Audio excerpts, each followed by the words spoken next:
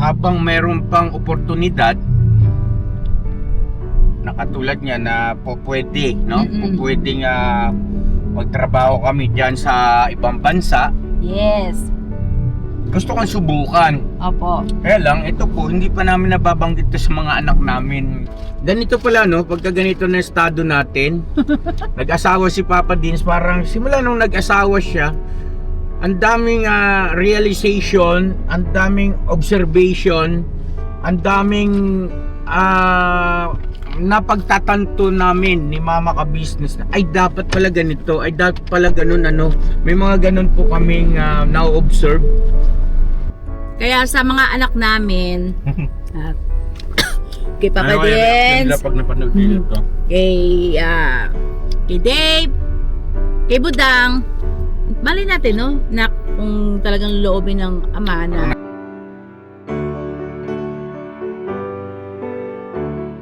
mga kabisnes, mga Mars, andito na kami sa Jollibee. Pauwi na kami. Ano sabi mo? Pauwi na tayo. Pauwi ka na? Sa bahay po. Ito si Bong kasi po, nagwawala. Tinapos ako, di ba? Di pa yata kumakain eh. Di ba wala? Parang bata. Sabi Niya Jollibee daw. Sabi ng Jollibee eh. Makto ako eh. Makdo ka ba? Dapat bumaba ka lang sa Makdo kanina. Ay, ikaw nagsabi ng Jollibee. Ayaw ko kasi na Makdo kasi yung ano po doon ay masarap din. Diba no? Ngayon po mga ka-business, nandito po kami sa drive-thru tapos na kami doon sa Cubao Ali Mall sa DFA. Ngayon ay magpapa-burger daw si Kuya Bong. Kuya Bong! Kuya Bong, ano sa'yo? Jollibee po. Jollibee, oo, Makdo. Then, ito po kami sa ano. Gusto ko ano lang, burger, fries, at saka yun, iced tea. Ito lahat din. Ha? Ayun o, mga business. Sa'yo na. Y2. Pakainit sa labas, mga ka-business na. Ayun o. Ayun na tayo. Yes, good afternoon po. Order po kami ng Y2. Yes po, regular price. Kahit ano. Wala na po. Bali, ano po kayo? 1, 2, 3, 4. 4 orders po. 500. Yes. Dito na rin po babayaran? Okay. Buong pasuyo ako, okay? Pwede bang ligo, te? Thank you. Ikaw kanina ka pa dun, gusto mo manligaw, wala naman pumapasa. Paano ba yun? Puro bokya. May asawa na eh. Wala. Oh. Di halata eh. Thank you. Thank you. Doon na tayo, Tebong. Sa Rain.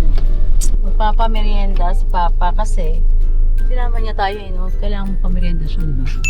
Ay, nag-edit na po sa business. At yun, Mga ka-business. at kaya po mga ka-business, natutuwa ako kasi yan. Bukas kasi hindi sa taso. Edit muna tayo para ano, meron tayong upload. Oo nga.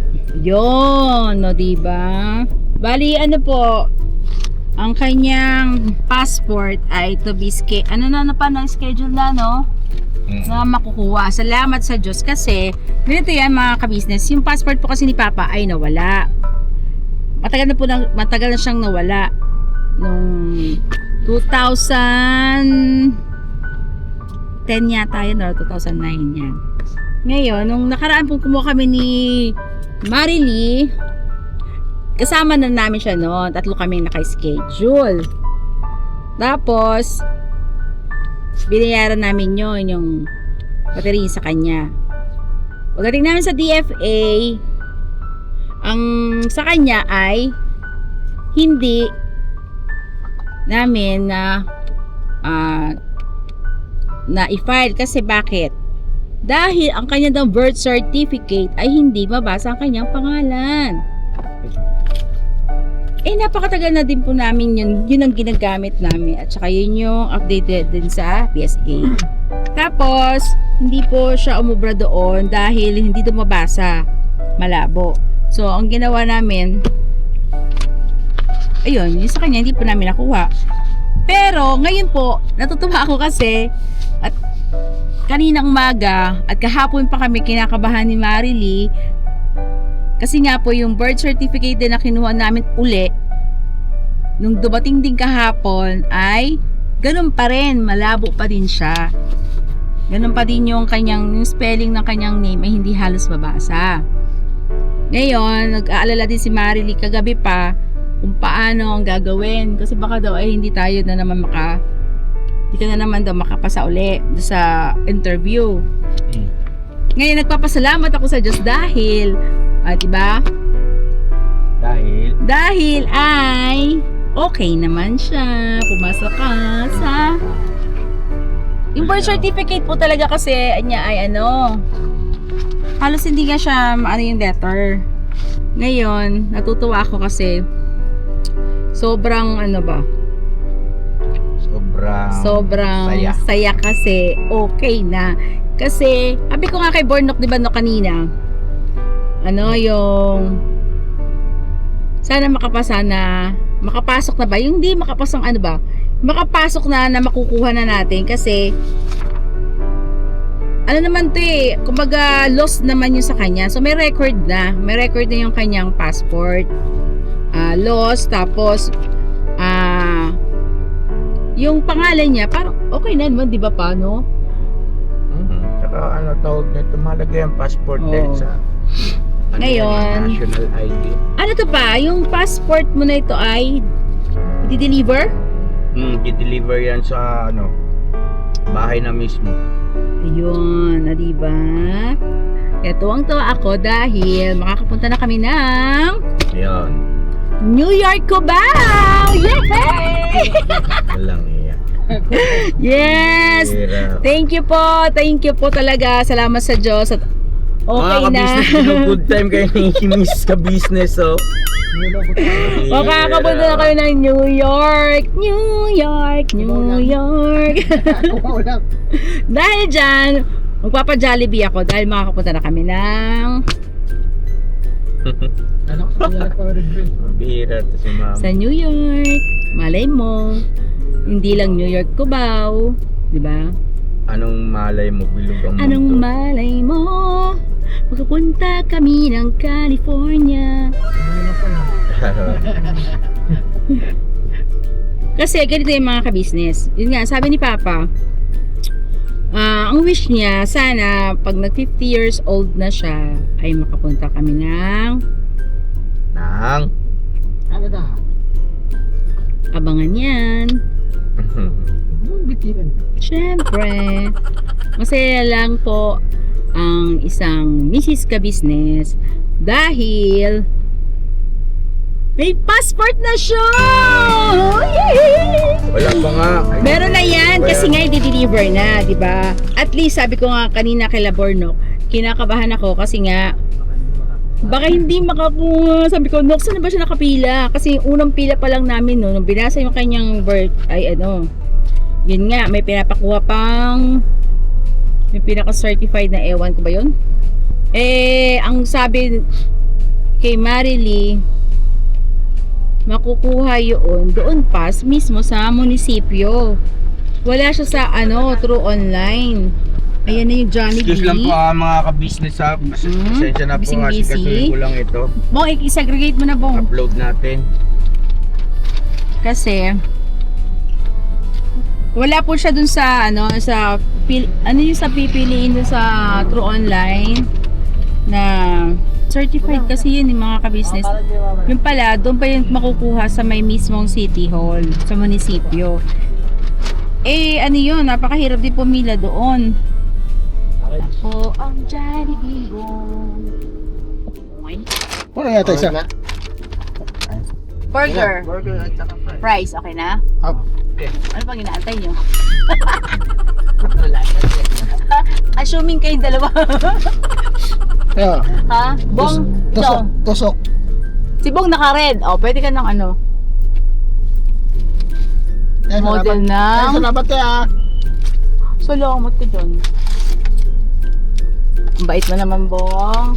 Pa-Jollibee ka. Thank you, te. Oh. Isama mo muna sa utang ko, te, ah.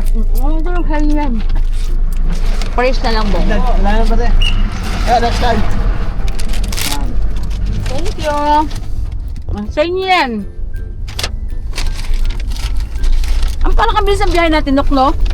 Ano tira tayo sa Muñoz? Mindanao Avenue? Yan. Kain na pa. Isa pa. Isa pa. Nakakapunta ka na ng ano. Nabasag. Joke lang. Sige, enjoy. Isa pa. Kain po tayo mga Mars. French fries. At shoutout kay sa aking mga anak. Matutuwa yung mga yun dahil ito yung isa sana accomplish na namin uli na yun nga, makuha na yung kanyang passport.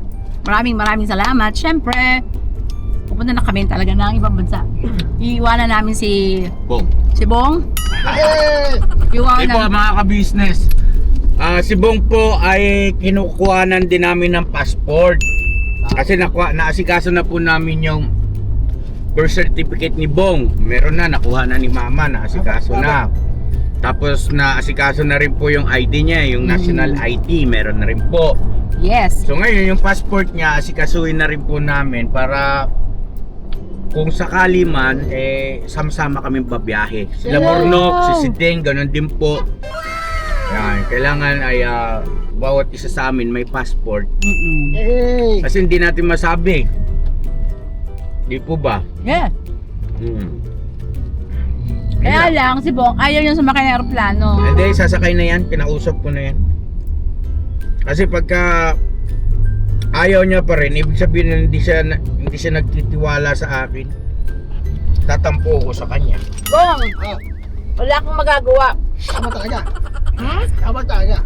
Kundi, doon ka na lang sa buntot ng aeroplano. Mutot talaga, mutot.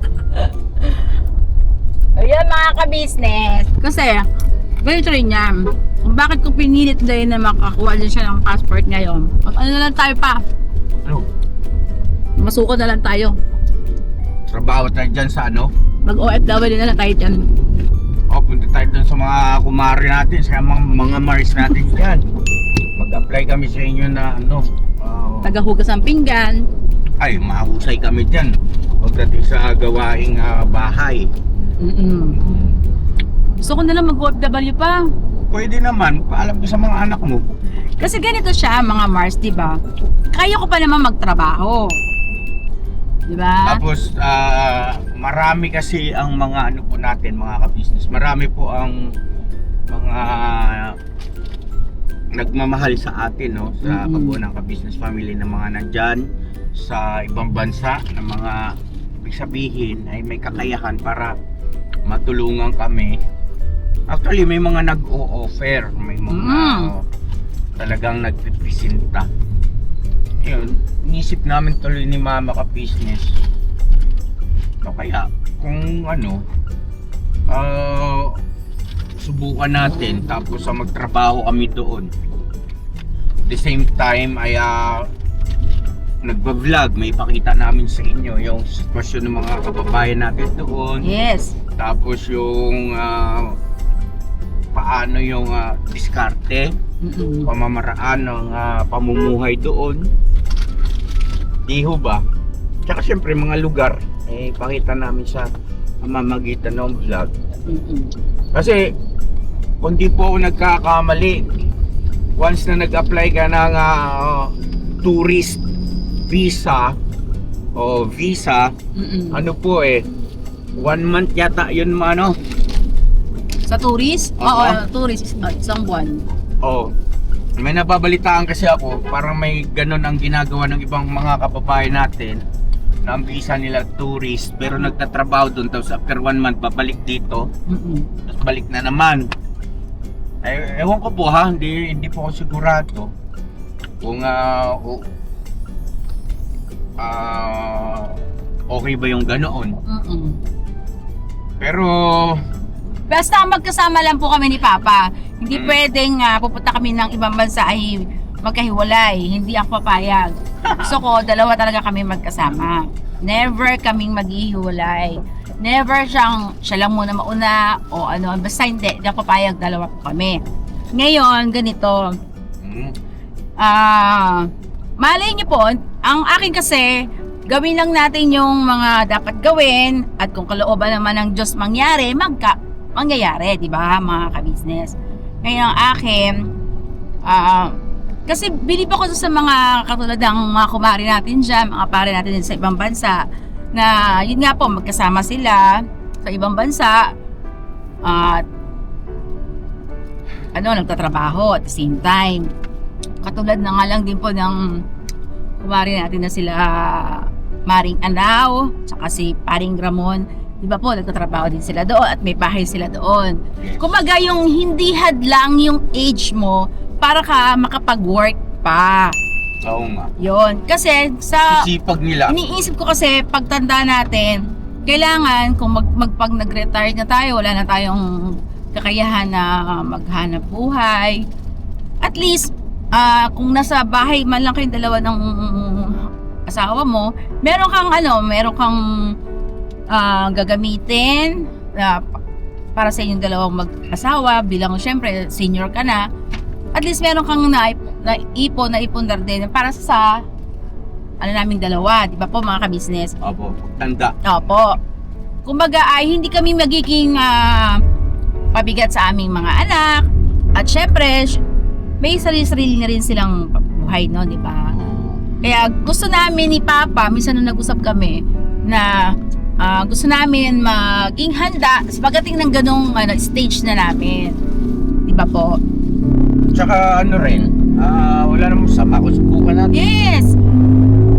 Sila, yun nga po, sabi ko na si Mars Anao at saka si Paring Ramon, nagwo-work din sila sa California. Si Maring Jean sa Tsaka sila Maring Terry. Oo, New Zealand. Diba? Nag-hunting pa nga si Ay, New Zealand, Paring Switzerland Roy ba yun? Switzerland pala si Ma'am Jean. Sila, yun nga, si Paring Terry, doon din sa may, Washington. Tapos, kumbaga, nagagawa ko ngang alam mo yun, yung sa bahay, what kung gawin natin sa ibang bansa, na meron kang income din, di ba po? At saka malakas pa naman tayo no? Opo. Ano gusto mo ba? Straw po. Straw. Opo. Gistro ka? Opo. Opo, te. Ngayon,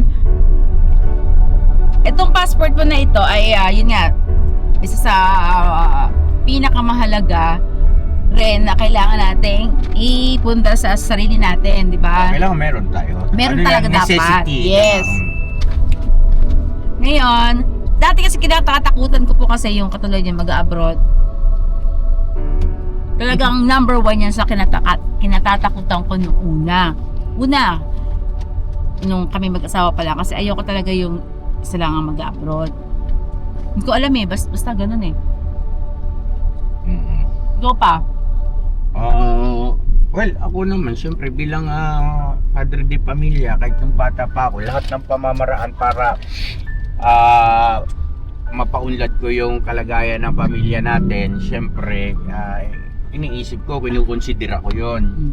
At isa na nga dyan yung pag-abroad na yan. Pero hindi naman pinahintulot kasi ng langit na matuloy. At awa ng Diyos naman, nakaraos ang mga merito na magkakasama pa rin. At andun yung aking mataas na respeto sa mga kababayan natin na ang lalakas ng loob. Yeah. Na tibay ng dibdib na sinasagupa yung hope sick, lalo na nung nagsisimula sila riyan sa abroad. Hindi biro-biro yung mga pagsubok na pinagdaanan nila. Pero ngayon matagumpay na rin. Hindi po ba?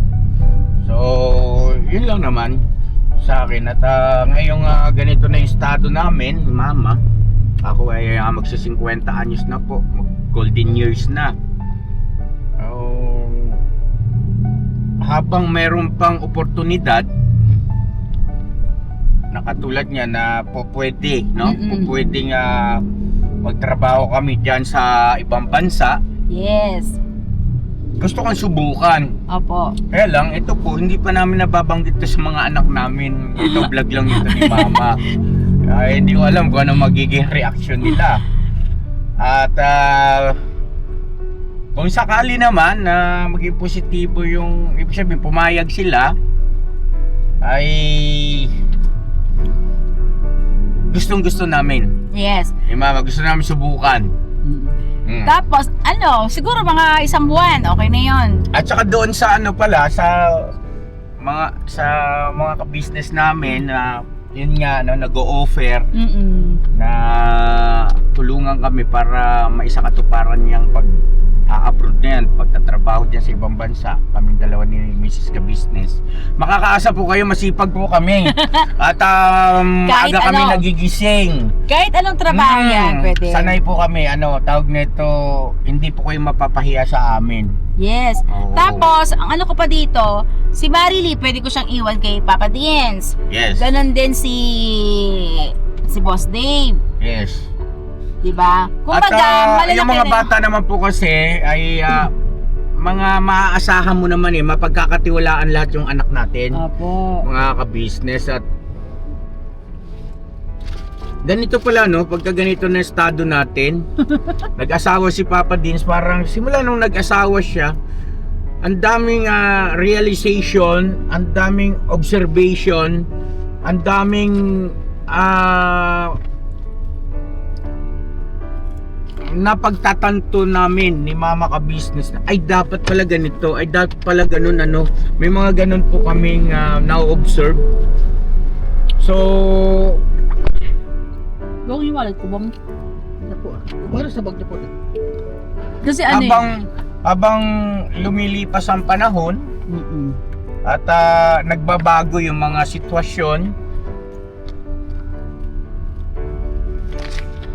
ay hindi tayo pala makakaiwas mga ka-business sa tinatawag na transformation, yung pagbabago rin ng mga pananaw. Tulad nito, yung pinag-usapan natin dati-rate ay para bagang hindi natin kaya o hindi kaya wala sa higalap ng ating isipan na tayo ay magkakasundo bilang mag-asawa na mag-abroad at magtrabaho sa ibang bansa, di ba, Pero ngayon ay open na tayo sa bagay na yan. Tanggap natin. Basta magkasama tayo pa. Yun nga. At saka magiging panatag din naman yung mga bata siguro dahil magkasama naman si Mama at si Papa. Pero kung isa lang sa amin, hindi talaga ako papayag. Yan, nalobat po mga Mars. Time po tayo mga ka-business naming minamahal. Yan. Edit po ako. Kasi ganito pa mga Mars. Hindi ko alam minsan nung nag-usap kami ni Papa sa kwarto yun. Nasa kwarto kami. Basta merong time na nag-usap kami na ano kaya pa kung try natin mag-abroad, magtrabaho sa ibang bansa na kaming dalawa. Ayun nga. Tsaka iniisip ko din mga ka-business. Wala pa. Kumbaga hanggang at kaya at kung ipagkaloob, bakit hindi, di ba paano? Total, gusto mo naman pumunta ng ibang bansa. O di, gawin na natin na yung kita rin tayo, di ba? May income din. Tsaka, bilib ako sa mga, yun nga, kahit senior na dyan sa ibang bansa, ay meron pa rin Kasi work. sipag. May work talaga sila mga ka-business. Shout out to sa lahat ng mga kumari ko dyan na nasa ibang bansa, yung mga ninang ni Papa Diens. Ay, grabe. Kumbaga, mas may edad pa sila sa amin, pero talagang nag-work sila. Ngayon, bakit kung kaya naman natin, di gawin natin, no? Kaya sa mga anak namin,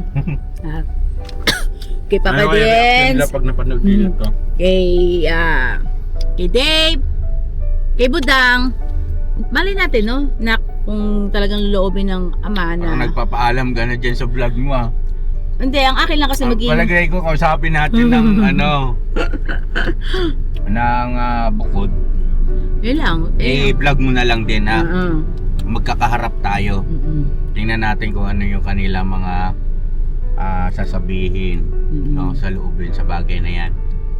Ayun, abangan nyo po mga ka-business. Yun na, pansamantala ay merienda muna tayo, ma. Yun, kakain na. Ayun nga pa mga ka-business. Yun nga pa, kung sino yung gusto na mga kumari natin yung mga ka-business dyan, na yun nga, marami naman din nagsabi sa amin na i-ano daw nila kami, i-accommodate sponsor. Katulad na may mag-guide, kung mag-guide sa amin, katulad ni Sir Ramon at saka ni Ma'am Anaw. Syempre ni Kumarin Jean. Ayan, siya rin naman nagsabi na handa sila. Shout out kay Maring Terry. Ayun, kay Maring Tapos Terry. kay Maring Jean. Yung punta sa bahay, ma? Si Marcelen? Oo, yun. Shout out po. Sa lahat po. Sa lahat po. Oo. Kay Ma'am O. Kay Ma'am O, yun. Si Ma'am O, laki-laki raw ng bahay niya doon. Kumbaga, Sabi ni Ma'am O.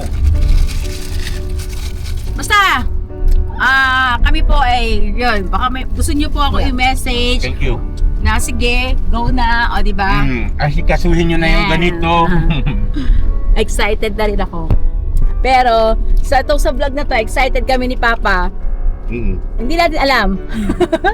Basta ang akin po, basta kalooban ng Panginoon Diyos at pumayag siyang mangyari, yun naman po yung akin lagi kong sinasabi sa mga anak ko. Basta nangyari, ibig sabihin nun ay kalooban ng Diyos. Pumayag siya. Yun. Ba mga anak? Kaya, abangan po natin mga ka-business kung anong masasabi ng aking mga anak kasi hindi po nila alam. Kumbaga, ano pa lang to, stepping... Hindi, ano pa lang, Balak pa lang, ano ba? balak pa lang. Balak pa lang naman. Plano. Namin. Pero wala pa pong Pinal. Okay, mga ka-business, abangan yan. Kaya, tara na, uwi na tayo. Yehey! Thank you! Makukuha na namin passport ni Papa! Yehey! Bravo.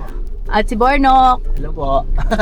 Naku, Passport nyo kung asikaso kayo online para suyo kay magpatulong kayo kay Boss Dave, di kaya kay Papa Dinsa. kay Budang. Kay Budang, online. Opo. Ikaw din, Bong. Apa. Tao ka na.